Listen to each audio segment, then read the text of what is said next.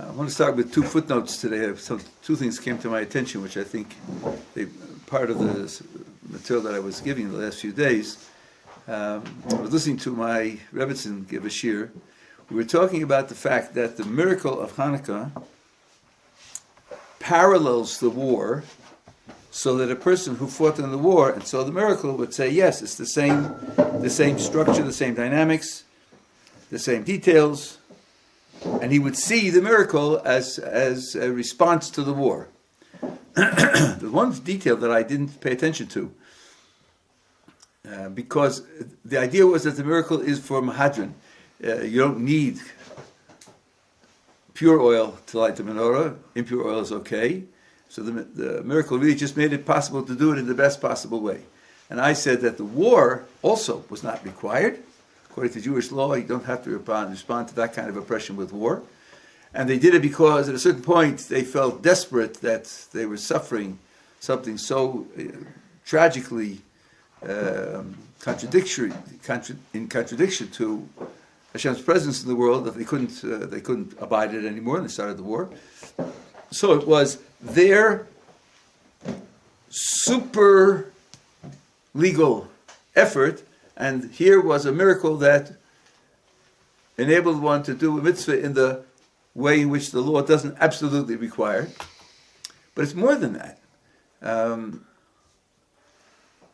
They found one container of pure oil. How did they do that? Where did they find it? What was the condition of the oil? And in particular, Tosfos asks that if a non-Jew picks up a sealed container of oil and moves it, the oil becomes unusable. Because it's a gzeira that they're all zavim, and a zav is matami beheset. Okay, that's for the technical description for those who understand these terminologies. But that's the fact. That if they would pick it up and move it, so now, how could you find in the destroyed temple a container of oil which you could guarantee was not moved by one of the Greek soldiers? So Tosfos answers, they found it buried. And the way that it was buried, they could tell that it wasn't moved or uncovered or handled at all. Okay, so then it occurred to me, how did they find it buried? How did they find it buried? Why didn't they simply say, the Greeks have been here, they've destroyed everything, there's nothing left, so we use impure oil? Obviously, they were driven to try to find pure oil in even such an extravagant fashion as digging in the ground. So their desire to do the mitzvah in the best possible way is rewarded doubly. Number one, by finding the pure oil, and number two, one night's pure oil burning for 8 nights. If you went through that, you would have to see the Kodesh Baruch Hu is sort of shaking your hand. Yes, I see where you're going, and here you are. I'm giving it to you. I'm giving you what you want in a miraculous way. That's one thing. The other thing, I don't remember how I said it, but I went back and checked. This idea of lighting lights bechatzros kodechecha in your holy courtyards. And I said to you that it's unlikely that that would be the menorah itself. Mm-hmm. Now, I said one possibility, and I think I said it in the name of the Chasam Sofer, and this is correct, that the place, what's called the Kodesh, the Ulam, the chamber in which the menorah is usually set, was not capable of housing the menorah. By the way, we're not talking about the golden menorah now. That was gone. Some say they made a menorah out of wood. Some say they made it out of some cheap metal. It doesn't have to be gold. It doesn't have to be gold. That definitely was makeshift. But the Chasam Sofer says that the place where the Heichal, where the menorah sat, still had matters of idol worship in it, and therefore they couldn't light it there. So they lit it in the chotzer, because you can do that if necessary. You can light it in the chotzer if necessary. The proof that you can light it in the chutzner if necessary, this maybe I said to you, is that the menorah can be lit by a non-Kohen. It has to be prepared by a Kohen, but it can be lit by a non-Kohen. And a non-Kohen can't go into the Heichal where it would usually be kept. So it must be, if it's capable of being lit by a non-Kohen, it's capable of taking the menorah out into the chutzner and lighting it there. But then he says, with this he can solve the question of the Beis Yosef, which I mentioned to you. Beis Yosef's question, which has attracted hundreds of answers, is, since you found 1 night's worth of oil and it burned for 8 nights, you only have 7 miraculous nights. 1 night, the natural oil would have taken care of. Mm-hmm. So that being the case, why do we light for 8 nights? Now I explained to you that the first night we're lighting for the war. He gives a different explanation. He says, yes, the amount of oil in this container was enough to burn for 1 night in a closed room. Mm. But if you're in a place where air is in circulation, that's going to increase the fire, and it means you will need more oil. And since they took the menorah out into the chutzner, so because the heichal was not available, it was in a public place, and they themselves knew that the amount of oil in the container wouldn't last in the chutzner, because it isn't enough with the circulation of air. And yet it did. So the first night was visible to everyone. Wow. So number one, he said, I can solve the Beis Yosef's kasha of why we light 8 nights, because on the first night there was a visible miracle also. And more than that, it wasn't only visible to the Kohanim who could go into the Heichal and check it. Here, it was a place where ordinary Jews could stand and they could see it as well. So at least on the first night, you had that double benefit. It's a beautiful idea in the Chasam Sofer. Now, we're talking about miracles. I'm sure that you're aware that there are people who balk at miracles. You guys believe in miracles. You must be soft-headed. You must be anti-science. You must be anti-reason. No reasonable person will believe in miracles. And there are people who will close the book. I'm not talking to you. If you believe in miracles, forget it. Leave me out of this. So it might be worthwhile to ask, what kind of reasonable opposition to miracles is there? In particular, is it reasonable for a person to say, I'm just against miracles? That's all. Miracles don't happen. They can't happen. There are laws of nature. Laws of nature cover all of the goings on in the material world, and therefore miracles are out. Is that a reasonable position? Well, you could guess my answer. No, it's totally unreasonable. It's totally unreasonable. I'll give you a few indications why. I can't exhaust the subject today. There's a lot to say, but I can give you a few indications why, which I think will at least open the door for most people. First of all, a technical point, which was raised by Alvin Plantinga, who was one of the most prominent philosophers, also a very religious Christian. He wrote a book on science and religion. And he pointed out the following. Do miracles violate laws of nature? Well, what is a law of nature? Law of nature says that under these and these conditions, this is what happens. If you actually look at a law of nature, this might be dangerous, I'm not recommending it, but if you actually look at one where it's printed, you'll find that in every case it says, this is what happens in a closed system. A vacuum. Well, it doesn't have to be a vacuum, but it's closed from outside influence. Because if the system that you're measuring is subject to outside influences, you can't predict what will happen. So it's got to be a closed system. Nothing gets in and nothing gets out. Conservation of mass energy. You start a process, you measure how much mass energy there is, they tell you at the end it'll be exactly the same. Only if nothing can get in. If something can get in, then it won't be the same. There'll be an addition. Or something can leak out, then it'll be less. In every case where a law of nature tells you that this is what happens, there's an assumption that it's a closed system. Okay, If you want to tell me that there are no miracles in the whole of the world, you have to be assuming that the whole of the world is a closed system. Find me that in a science book. Find me some scientist who presents evidence that the world as a whole is a closed system. You're not going to find it. First of all, because how in heaven's name would he know that? Where would he get it from? That the whole of our world, the whole of our universe is closed to outside influence? Number one, there's no place to get it from. Number two,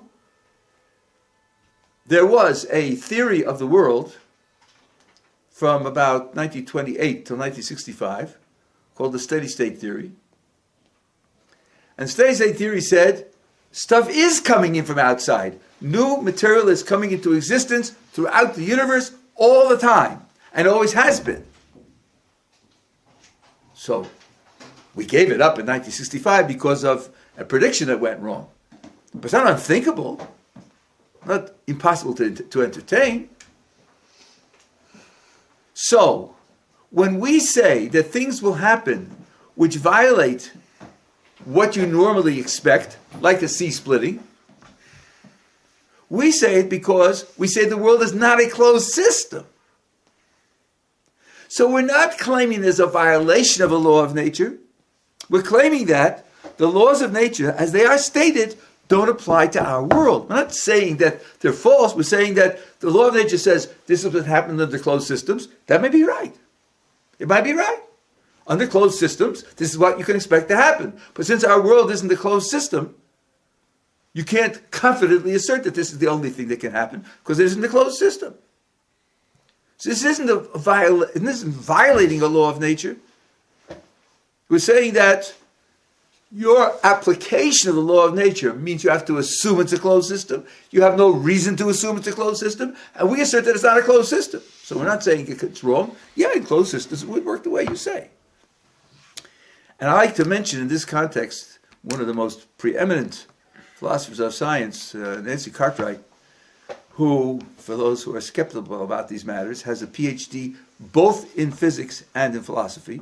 There are people who think philosophers are soft-headed and they can't reason well. That's why they took soft humanities subject. But she's got a PhD in both subjects, and she says a laboratory is a nomological machine. Nomological means something that creates laws, because she says all the laws we have are verified in laboratory experiments. Well, I'm an empiricist. I believe what you saw. I believe what you proved. I believe what you've demonstrated. And what you've demonstrated is, this is how it works in laboratories. Okay, I agree with you. I'm prepared to accept that this is what happens in laboratories. What about in the street? You didn't do any experiments in the street. You didn't calculate for the street. So why should I believe that that's what's going on in the street? You generalize the laboratory to the street? That's a big jump. You carefully constructed the conditions of the laboratory so that everything will be protected, shielded, isolated, so that only these things are operating, and you can measure them, and you can codify the results and make predictions. You can't do it on the street because it's too complicated. They don't say you know what's going on the street. So the idea that believing in miracles has to violate laws of nature is just wrong. It's technically wrong. It's a mistake. And therefore, we don't have to worry about that complaint. But let's go more generally now to understanding how science works and how it can be applied.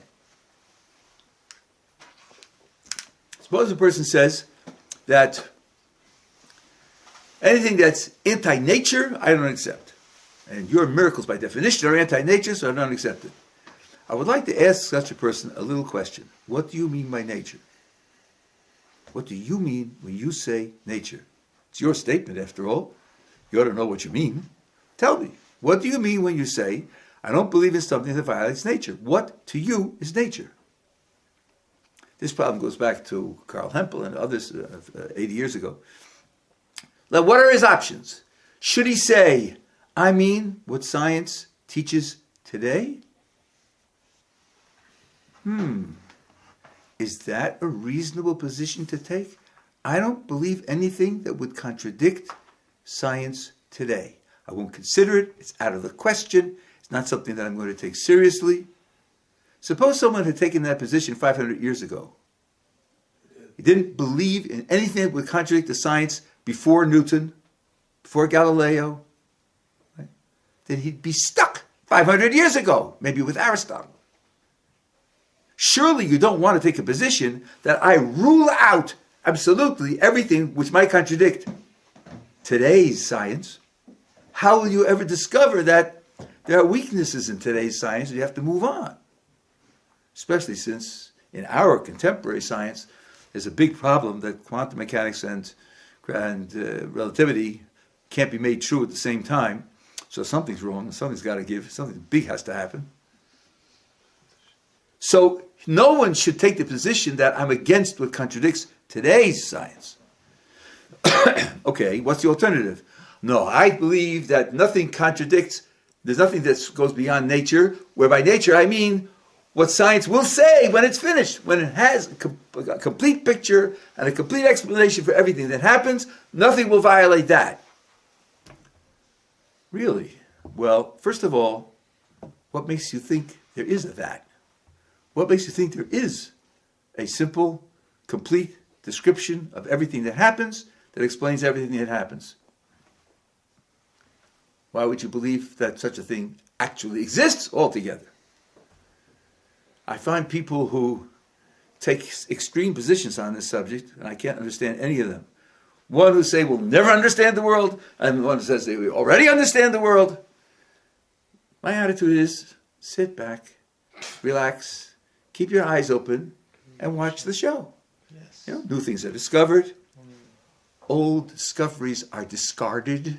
It's not all progress. We'll talk about this. There's progress in science and there's regress in science, where all things go away, where all things are thrown out. Things we thought we understood, we discovered we didn't understand. It's an up and down. System. Will we ever come to something which explains everything? The TOE, the theory of everything. I just have to tell you terminologically, this is such a joke. There's something called the GUT, the Grand Unified Theory, that leaves out gravity. So it's grand, it's unified, just doesn't put in gravity, that's all. You know, it has a strong force, the weak force, and electromagnetism, and that's all.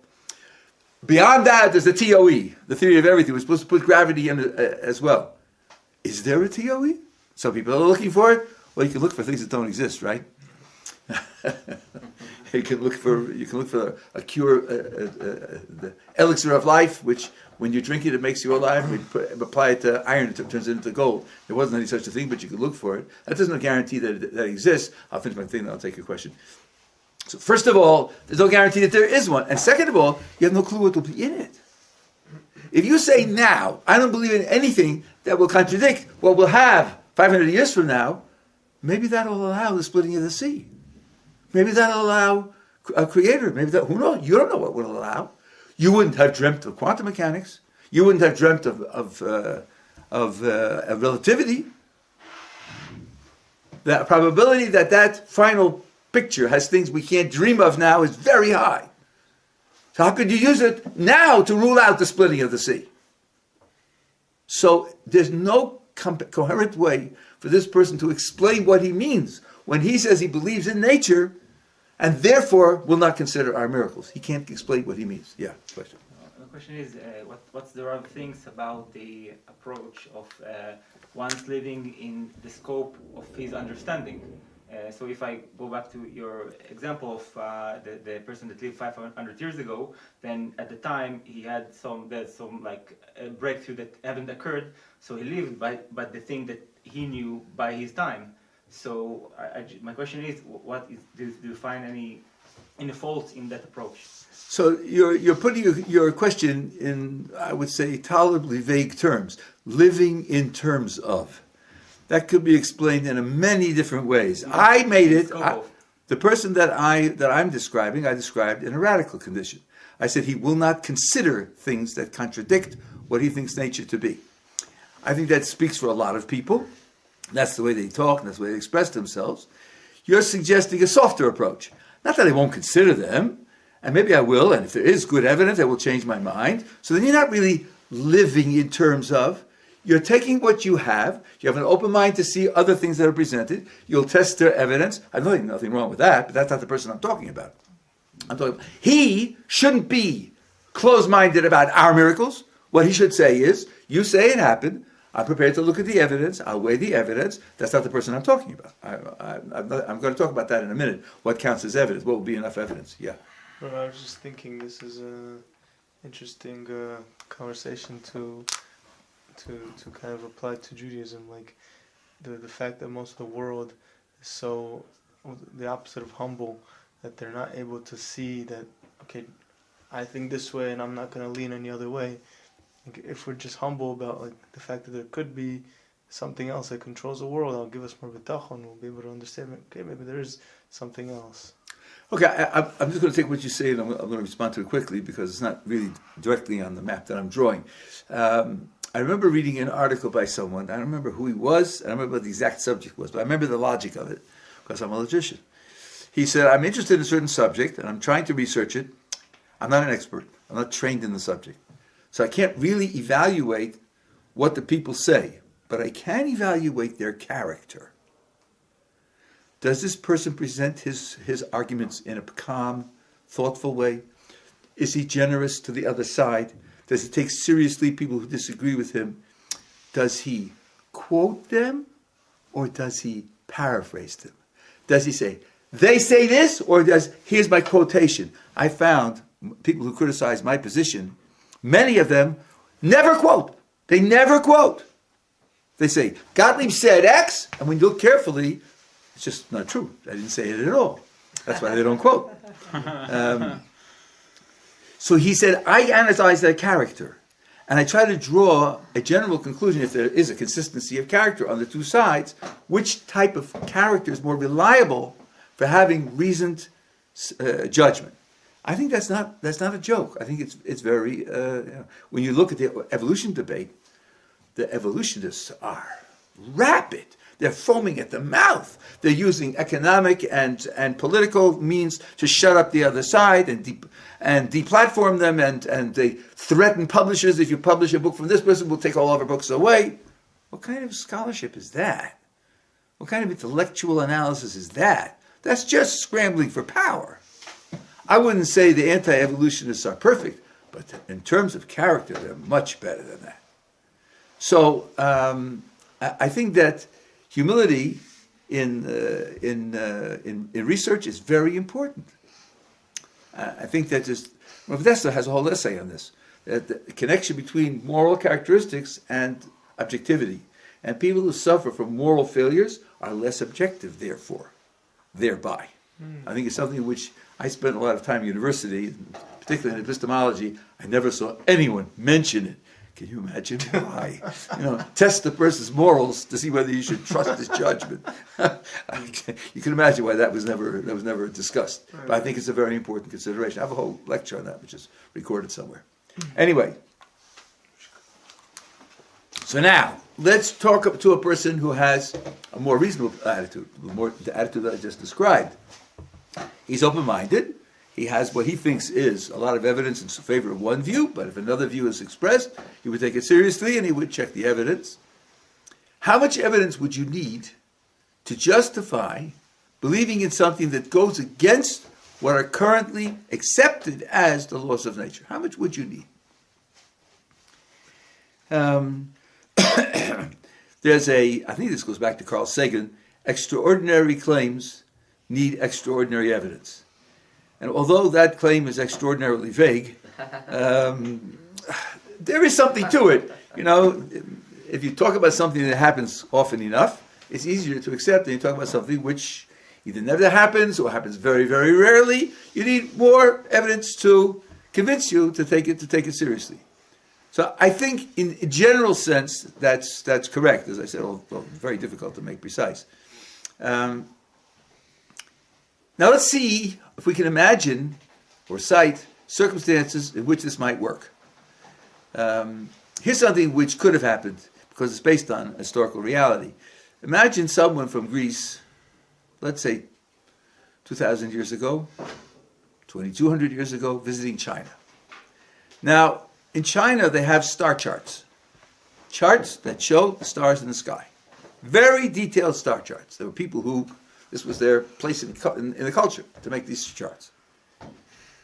The Greeks, on the other hand, had a view, which all the Greek philosophers shared, as far as I know, that the heavens never change. They never change. They're always exactly the same. The number of stars, the motion of the stars, the sun, and the moon. They even had a metaphysics that what grounds change and development and deterioration in our world is a mixture of four basic elements, and the four basic elements are antagonistic to one another. Fire and water, struggle with one another. But in the heavens, there's only one element. You've heard the word quintessence? Quintessence is essence, a fifth essence. In our world, there are four essences. In the heavens, there's only one. It's the fifth. And because there's only one, things are homogeneous. And since they're homogeneous, there's no antagonism. So that's why they always move in exactly the same way, and they always stay the same. That's where this Greek is coming from. Now he goes to China, and he's looking at the star charts. One night, sitting there with the chart, looking at the skies, clear night, and he says to his Chinese friend, there's a mistake in this chart. And Chinese says, no, there isn't. Our people don't make mistakes. They're very highly regarded in the culture, they're very good at it. So the Greek says, look, take a look at the chart. Here's a dot. Now look in the sky. There's no star there. So the Chinese looks, he sees the dot, looks in the sky, there's no star there. He says, it can't be. It can't be. Our people don't make mistakes. Then he says, wait a minute. He turns it over and he looks at the date. It's from 35 years ago. There used to be a star there and there isn't anymore. The Greek says, sorry, you're talking impossibilities. The heavens don't change. He says, this chart was true 35 years ago. There was a star and now there isn't. We know from historical records that the Chinese observed a nova explosion where a star suddenly became very light in the sky and then disappeared. We know that. As far as we know, the Greeks didn't. Now the Greek has a dilemma. My whole culture for hundreds of years, all our observations, our philosophers all tell me the heavens don't change. These guys seem to have actually observed the change. Shall I say they're all hallucinating? They sound to me like intelligent people. I'm discussing things with them. When I talk to them, we raise questions, we discuss them, we can bring proofs from one side to the other, we can agree on the conclusions. Maybe we're missing something in Greece. Maybe there are too many clouds. We don't really get clear nights like they get here on a mountaintop in China. Couldn't the Greek come to question his laws of nature? Laws of nature! On the basis, now notice the example I'm using, on the basis of one observation that can't be repeated. We're not talking about a repeated experiment. We can do it over and over again in a laboratory. Just a report of an observation. Because the people you're talking to seem to be credible people. I think that's an example of how an open-minded person could discover that something happened here that, So I think that if you have that attitude, then it's just a question of whether a person who believes in a miracle can provide evidence that's similarly convincing. I believe I've done that. I wrote a book about it. So I definitely believe that it can be done, and it can be done for quite a wide variety of miracles in the Jewish tradition. So if that's the attitude the person is going to take towards miracles, I think we can satisfy that desired effect. We together so far? Now, I talked to you in the previous context about the nature of miracle. I want to add to what I said the definition of a miracle should be. Or rather, I'm not going to add to it, but I want to illustrate it because I want it to be clear what to count, what not to count. One definition of miracle was something which an open-minded, honest observer would have to agree is divine agency. We talked about the splitting of the Red Sea. let me give you a contrasting case and show you why it's a contrast. As we are talking here, suddenly, over the table, there materializes a ballpoint pen. It seems to materialize out of nowhere. That's what it looks like. And the point is extended, and it's making lazy circles in the air. And someone has the presence of mind to stick a piece of paper under it, and it draws circles on the paper, and then it disappears. Man, oh man, Yeshivat, what is that? And we have the circles, This isn't a momentary hallucination because we have the circles on the paper. We all saw it happen. So we hired the physics department of Stanford University. They're coming in here and say, check the walls, check the atmosphere, check, how could this happen? They do a whole setup. They cannot discover anything that could produce this. Well, the laws of nature that we recognize don't allow this. Something materializing out of nowhere and then disappearing, they don't allow this. What should we say? Now, should we say, well, we have very good reason to think that this is supernatural, above and beyond nature, and therefore we've witnessed a miracle? I wouldn't say so. Because, as I said before, definition of a miracle is something which you have to admit is divine agency. I think a much more conservative, reasonable conclusion to draw is we live in a universe where things come into existence out of nothing. That's the kind of universe we live in. It just does. It just happens. What has God got to do with it? Why would you attribute the agency to God? After I told you about the steady state theory, steady state theory says that new material is coming into existence throughout the universe all the time out of nothing. No one associated that with God. With something like 1 electron per cubic meter per century. That doesn't mean that when you wake up in the morning, you're going to find a new petunia in your garden in the backyard. And no wonder nobody saw it. 1 electron per century in a cubic meter of space. That's not something which anybody could have observed. So they were safe in predicting that. But since it violates the current laws of nature, particularly the conservation of mass energy, no one's going to associate it with God. Why not? Because God is an intelligent, purposeful agent. There has to be a reason that it should happen. That reason has to have some connection with the purposes of God that we know. Otherwise, it should be classified as a quirk. Things that just happen.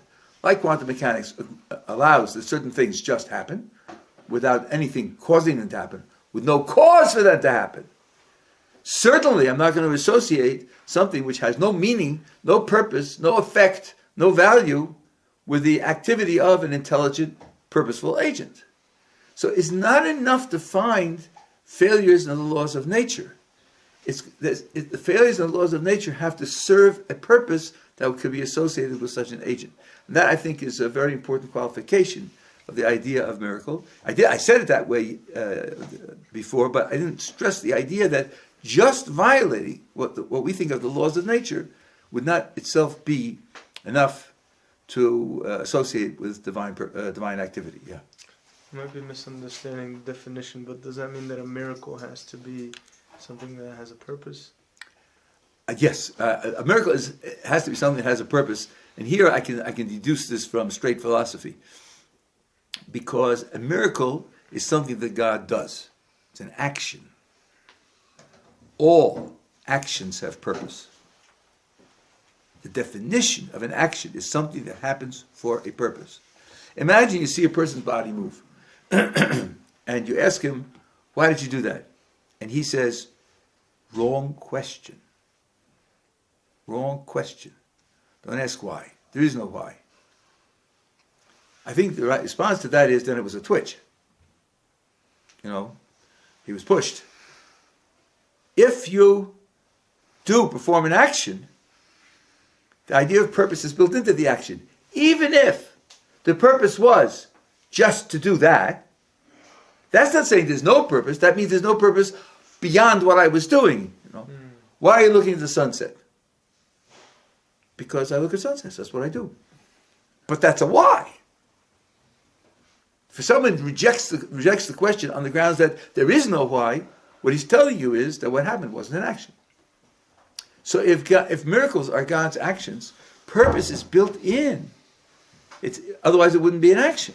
And this is very important because it's a general position, both among the philosophers and among the Kabbalists, not all of them, but many of them, that you only know God through his actions. You don't know any description of what God is in and of himself, you only know him through his actions. But when you say you only know him through his actions, that includes knowing his purposes, at least some of them. Because you can't know an action without knowing the purpose. The purpose is built into the action. So that means that it's not just this thing happened and we assign it to God, but we know a reason for which it happened. And by the way, if you know the purpose of it, you can make predictions. If this action was this purpose, that means this purpose is involved in the activity of the being behind it. And if that purpose is involved, we can expect that it will be applied in other actions as well. It gives us more leverage to understand it. You have a question? Yeah, so my question is about the point that each thing on earth has a necessarily purpose. And the reason I have a bit of a problem to digest it is that sometimes we do think that maybe, as you mentioned, there is a purpose for the action, but the purpose was wrong. Like to create a table, which is a bit, and you build a table, put it aside. So then to draw conclusion of the big picture might be wrong as well. Rabbi, see my point? No. Let's take a person who has a purpose, and he acts and he succeeds in fulfilling the purpose, and it has certain weaknesses, certain failures. So first of all, he may have known there'll be weaknesses and failures. It was his best option. He doesn't know how to do it better. He says, it will be unstable, but it will hold my cup of coffee, so therefore it's worth it. Right? That doesn't mean that he's a failure. It just means that it isn't as good as it could possibly be. That doesn't destroy my description of the action as containing a purpose. What has the rightness or wrongness, efficiency or inefficiency of the purpose got to do with there being a purpose, and without a purpose is not an action? Now in God's case, we're not going to tolerate that because of other features of God. But I'm talking now only about describing an action. This is built into the action. The other features are there, and they will correct against the idea of a purpose that's sloppy or inappropriate and so forth and so on. But that has nothing to do with defining what an action is and making the action dependent on the existence of a purpose. I don't think it's the same point. Yeah. So I don't understand why we need to prove that there's an individual purpose for an individual miracle when we know that everything is a miracle and everything has infinite purposes. Well, I didn't say there was an individual one. I didn't say it or imply it. I said without purpose, with no purpose, it's not an action at all. I didn't say anything about there being 16 purposes and some purposes that lead to other purposes and so on. I think that's all open. And it could be infinite purpose. I don't mind that either. But I'll push this one more step since we got this far. You're an archaeologist and you're excavating habitation which looks similar to human habitations in certain ways, let's say from 4,000 years ago.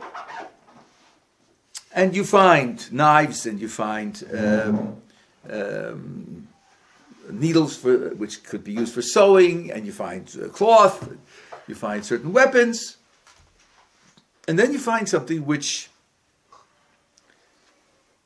doesn't seem to have, you don't know what its function is. So you're publishing this in a journal. You take digital photographs of it. You say it's 6 inches long, 3 inches wide, 1 inch thick, and it's partly wood and partly metal. And at the bottom it has a kind of flat edge, and at the other end it has a point. And part of it is rough and part of it is smooth, and it's painted in 3 colors. And you say, that's the description. I don't know what it is. Now suppose somebody said, of course you do. It's 6 inches long, 3 inches wide, and 1 inch thick, and it has partly rough. Sure you. So he says, I know how to describe it, but I don't know its identity. Why not? because you don't know its purpose. If it's a human artifact, the identity of an artifact is given by its purpose, what it's for. If you don't know what it's for, you don't know what it is. Now, what we're being told by the Jewish tradition is that everything is an artifact. Everything is the artifact of an intelligent agent. So if you don't know what the purpose of the thing is, you don't know what it is. So sure I do. I know it's a leopard. Well, in your terminology, leopard is a description of its size and structure and behavior. But since it is an artifact, you don't know what its nature, what its identity is. Because the identity is the purpose to which it's supposed to be used. This is a big thing about 10 feet by 4 feet by 6 feet high, with 4 wheels. What is it? Is it a car? Is it a chassis for a tractor? Is it a bulldozer? Is it something that drags a weight which tamps down newly laid tar? Is it meant for imitating bobsleds going downhill and checking the wind capacity? What is it? Well, it was made by people. It didn't grow out of the ground, so you don't know what it is because you don't know what it's for. Part of the attitude of the Kabbalah is, if you don't know what the things in the world are for, you don't know what they are.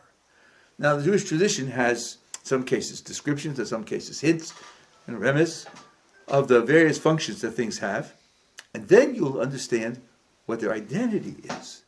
It's not just, there's more information, you get more understanding with more information.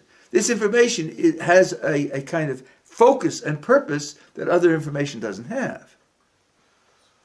So I think we have to look at the world in which we live and acknowledge the depth of our ignorance in that, since we don't know the purposes that these things serve, largely, and sometimes we do, we know some of the purpose. Now I'll go in your direction. There may be many purposes, which means it has a multifaceted identity.